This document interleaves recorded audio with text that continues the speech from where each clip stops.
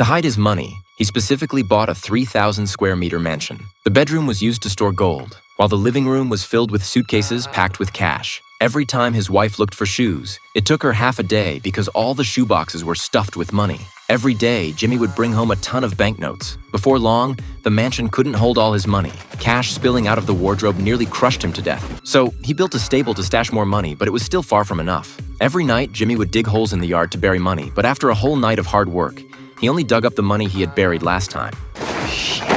Left with no choice, Jimmy had to deposit the money in banks. Because of Jimmy, this small town with a population of less than 1,000 opened more than a dozen banks. The banks even emptied their vaults to serve Jimmy exclusively.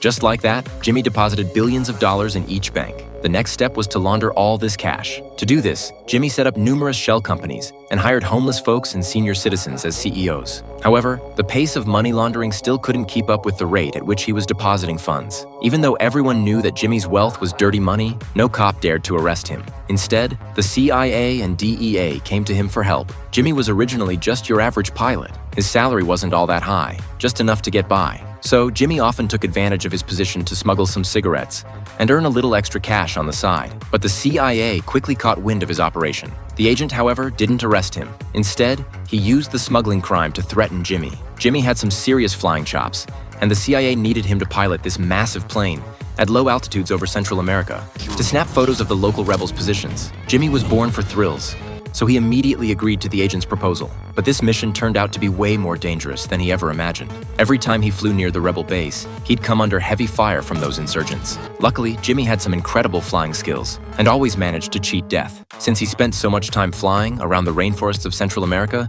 he'd long been on the radar of a Colombian drug cartel, and that's how Jimmy was about to become a billionaire.